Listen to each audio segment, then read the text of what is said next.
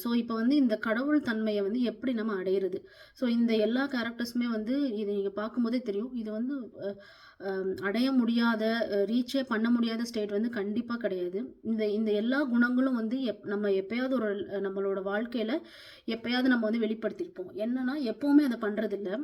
நமக்கு வந்து இந்த இந்த ஆணவம் அந்த மாதிரி நிறைய விஷயங்கள் நடக்கும்போது நம்ம அதாவது நம்ம ஈகோவை ஹர்ட் பண்ணுற மாதிரி விஷயங்கள் நடக்கும்போது நம்ம இதுக்கு எதிர்மறையான வந்து உணர்வுகள் வந்து நம்ம வெளிப்படுத்துகிறோம், மற்றவங்களை காயப்படுத்துகிறோம், அண்டு கோபம், பொறாமை அது எல்லாமே வருது.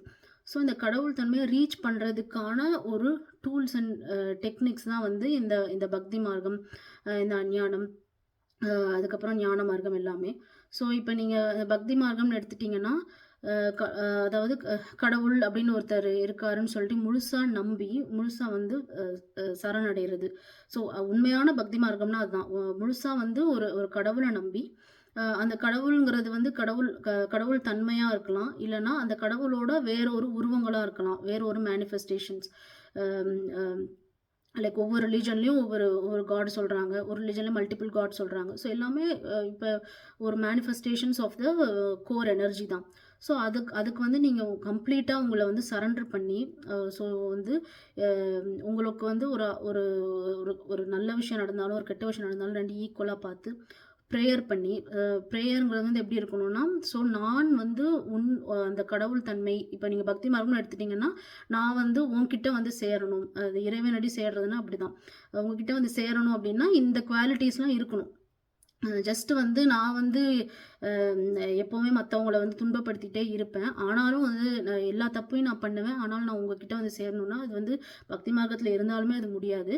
நம்ம இந்த இந்த இந்த குணங்கள்லாம் நம்ம வந்து கொஞ்சம் கொஞ்சமாக வளர்த்துக்கணும். அதை வந்து எப்போவுமே அந்த குணத்தில் இருக்கிறதுக்கு நம்ம வந்து பழகணும். ஸோ அதுக்கு எல்லாமே வந்து இந்த இந்த மந்திரம் சொல்கிறதோ, ப்ரேயர் பண்ணுறது, சரணாகதி அடைகிறதெல்லாம் வந்து ஹெல்ப் பண்ணும். இப்போ நீங்கள் ஞான மார்க்கம்னு எடுத்துட்டிங்கன்னா உட்காந்து தியானம் பண்ணுறது. ஸோ இப்போ நீங்கள் ஒரு கடவுள் இல்லை ஒருத்தரை வந்து ஃபுல்லாக நம்பாமல் அந்த அந்த குழந்தை அம்மா எக்ஸாம்பிள் எடுத்துட்டிங்கன்னா என்னங்கிறது, அந்த குழந்தை அந்த அருவிக்கும் அசுத்த நீருக்குமான அந்த தொடர்பை வந்து அந்த குழந்தை வந்து புரிஞ்சுக்க ட்ரை பண்ணுது. ஸோ ஒரு ஒரு பொருளியல் உலகத்தில் வந்து அதை புரிஞ்சுக்கிறது வந்து கொஞ்சம் ஈஸி.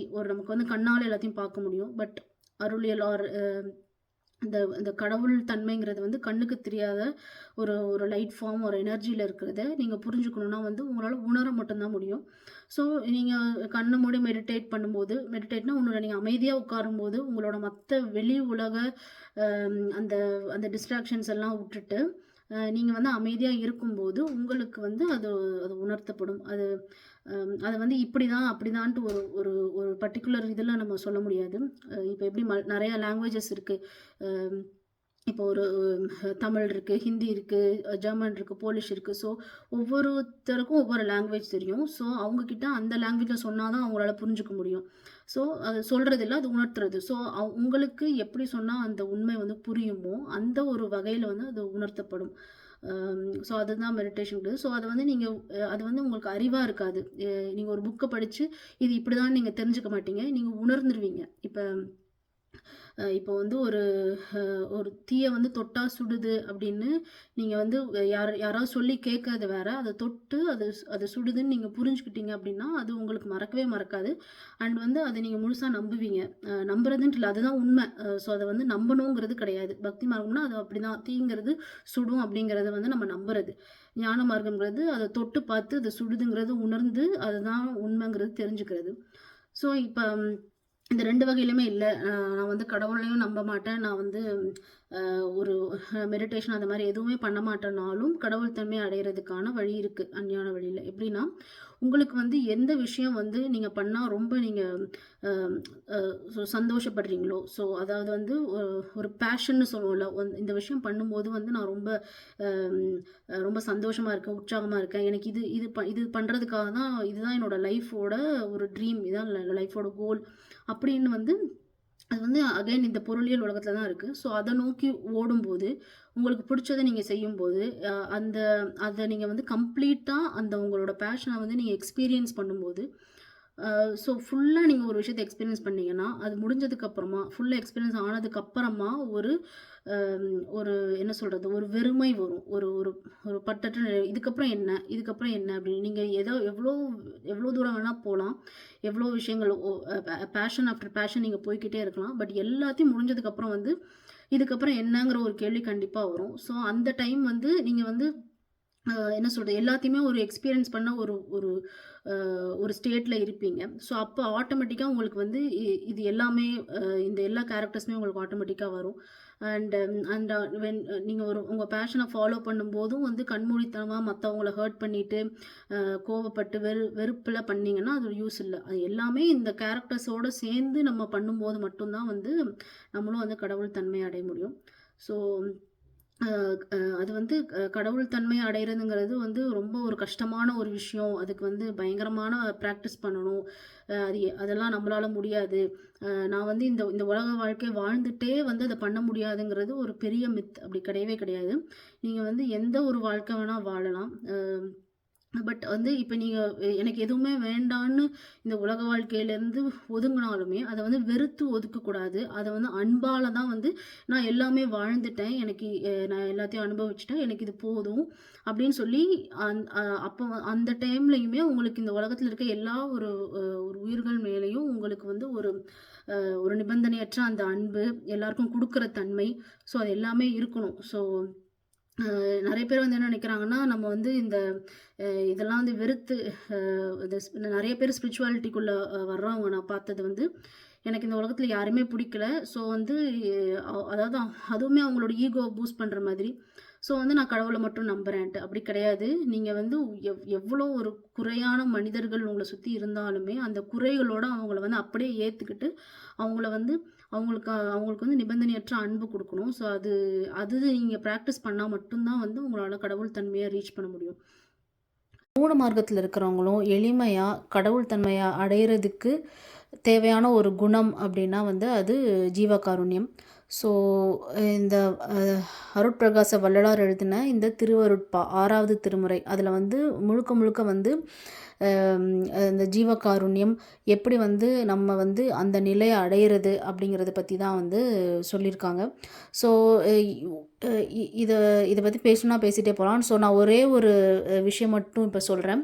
ஸோ ஜீவகாருண்யம் அப்படிங்கிறது என்னன்னா, எல்லாரும் புலால் உண்ணாமல் இருக்கிறது, நான்வெஜ் சாப்பிடாமல் இருக்கிறது, அப்படி அதுதான் ஜீவகாருண்யம்னு சொல்லிட்டு அது ஒரு மித்து மாதிரி நம்ம நினச்சிட்ருக்கோம். நான் இந்த புக்கில் இருந்தே நான் சொல்கிறேன். வள்ளலார் என்ன சொல்கிறார் அப்படின்னா, பாயிண்ட் நம்பர் 5 பார்த்தீங்கன்னா, ஜீவகாருண்ய ஒழுக்கம் என்பது எது எனில், ஜீவர்கள் விஷயமாக உண்டாகின்ற ஆன்ம உருக்கத்தை கொண்டு தெய்வ வழிபாடு செய்து வாழ்தல். அதாவது ஒருத்தர் அதே இது 6th பாயிண்டில் நீங்கள் பார்த்தீங்கன்னா, ஜீவர்கள் பசி, தாகம், பிணி, இச்சை, எளிமை, பயம், கொலை இவைகளால் துக்கத்தை அனுபவிக்க கண்ட போதாயினும், கேட்ட போதாயினும், இவ்வாறு உண்டாகும் என்று அறிந்த போதாயினும் ஆன்ம உருக்கம் உண்டாகும் என்று அறிய வேண்டும். ஸோ இப்போ ஜீவகாருண்யம் அப்படிங்கிறது மற்றவங்களுக்கு மேலே நம்ம காற்ற ஒரு ஆன்ம உருக்கம். அதாவது ஒருத்தர் கஷ்டப்படும்போது, துன்பப்படும்போது அவங்களுக்காக நம்ம ஒரு இரக்கப்படுறது அண்ட் அவங்களோட கஷ்டத்தை போக்குறதுக்கு நம்மளால் என்ன பண்ண முடியும்னு யோசிக்கிறது. ஸோ அது உணர்வு பூர்வமாக வரணும். அது நம்ம இதெல்லாம் பண்ணால் நம்ம கடவுளை அடையலான்னு சொல்லிட்டு அதையும் ஒரு ஒரு ஒரு ஒரு எதிர்பார்ப்போடு நம்ம பண்ணக்கூடாது. ஸோ நான் நிறைய பேருக்கு தானம் பண்ணுறேன், நிறைய நல்ல விஷயம் பண்ணுறேன், இதனால எனக்கு நல்லது நடக்குங்கிற மாதிரி நினச்சி பண்ணாமல், உண்மையிலே அவங்களோட நலன் கருதி அந்த ஆன்ம உருக்கம் பண்ணுறது தான் ஜீவகாருண்யம். ஸோ இதில் நீங்கள் 7th பாயிண்ட் பார்த்தீங்கன்னா என்ன இருக்குன்னா, ஜீவர்கள் எல்லாம் ஒரு தன்மையாகிய இயற்கையுண்மை ஏகதேசங்களாய் சர்வ சக்தியுடைய கடவுளால் சிருஷ்டிக்கப்படியால் ஓர் உரிமையுள்ள சகோதரர்களேயாவர். சகோதரர்களுள் ஒருவர் ஒரு ஆபத்தால் துக்கப்படுகின்ற போதும், துக்கப்படுவாரென்று அறிந்த போதும், அவரை தமது சகோதரரென்று கண்ட மற்றொரு சகோதரருக்கு உருக்கம் உண்டாவது சகோதர உரிமை. ஸோ அதாவது வந்து இப்போ நம்ம எல்லாருமே ஒரு ஒரு ஒன்னஸ்லேருந்து வந்ததுனால, ஸோ இன்னொருத்தவங்களுக்கு வர கஷ்டம் வந்து நமக்கு வர கஷ்டம் மாரி தான். ஸோ அந்த மாரி வந்து நீங்கள் அதை வந்து பூர்வமா வந்து அதை வந்து நீங்கள் வந்து எக்ஸ்ப்ரெஸ் பண்ணணும். ஸோ அதுதான் வந்து ஜீவகாருண்யம். ஸோ ஜீவகாருண்யம்ங்கிறது ஜஸ்ட் வந்து நான் வந்து நான்வெஜ் சாப்பிடாம வெஜ் சாப்பிட்டா வந்து நான் வந்து ஜீவகாருண்யம் அப்படிங்கிறது கண்டிப்பாக கிடையாது. இப்போ நீங்கள் வந்து நான்வெஜ்லாம் அவாய்ட் பண்ணிவிட்டு வெஜிடேரியனாக இருக்கீங்க. ஆனால் வந்து இன்னொருத்தவங்கள துன்பப்படுத்துகிற மாதிரி ஒரு விஷயங்கள் நீங்கள் பண்ணுறீங்க, கோவப்படுறீங்க, பொறாமைப்படுறீங்க. அண்ட் வந்து அடுத்தவங்க வந்து நல்லா வாழ்கிறத பார்த்து பொறாமைப்படுறீங்க. ஸோ அந்த மாதிரிலாம் இருந்தீங்கன்னா வந்து நீங்கள் முழுமையாக ஜீவகாருண்யத்தை வந்து ஃபாலோ பண்ணல அப்படின்னு தான் சொல்லணும். ஸோ ஸோ இதை பற்றி நான் இந்த புக் பற்றி நான் இன்னும் அடுத்த வீடியோவில் நிறையா சொல்கிறேன். ஸோ இது ஜஸ்ட் ஒரு இன்ட்ரொடக்ஷன் மாதிரி. தேங்க்யூ.